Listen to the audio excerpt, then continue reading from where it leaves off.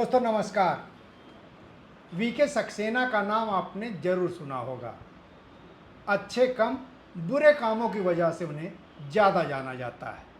विवाद में रहना उनका शगल है, या कह सकते हैं शौक है।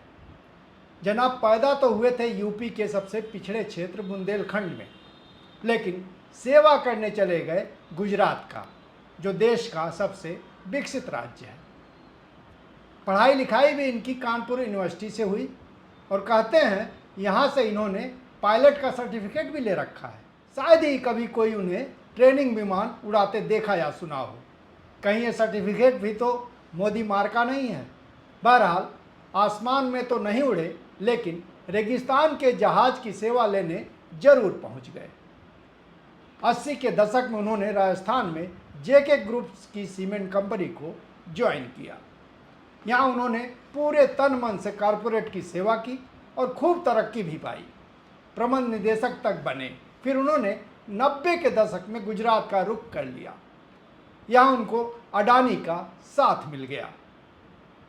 फिर क्या था, धोलेरा पोर्ट इलाके के विकास के लिए जेके ग्रुप, अडानी और सरकार ने मिलकर काम किया और इस पूरे अभियान के केंद्र में सक्सेना साहब थे। और फिर 90 के दशक में इन पर क्या भूत सवार हुआ, ये एनजीओ के क्षेत्र में उतर आए और National Council for Civil Liberties के नाम से संगठन बनाया। दिलचस्प बात यह है कि इस एनजीओ को आदिवासियों के हित में काम करने वाले नर्मदा बचाओ आंदोलन के खिलाफ ही उतार दिया। इस प्रक्रिया में उन्होंने उसकी नेता मेधा पाटकर से सीधा मोर्चा ले लिया। इस तरह से जनाब जनता कम, कारपोरेट और सरकार की सेवा ज़्यादा करने लगे। उस समय कारपोरेट और सरकार दोनों के लिए मेधा पाटेकर को घेरना जरूरी हो गया था, क्योंकि नर्मदा प्रोजेक्ट हाथ से जाने का मतलब था कारपोरेट का बड़ा नुकसान।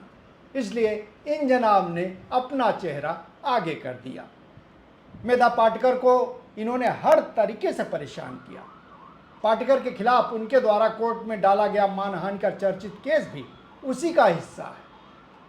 इस प्रक्रिया में इन सब कामों के अलावा अडानी के साथ इनकी यारी इन्हें मोदी और शाह तक ले आई।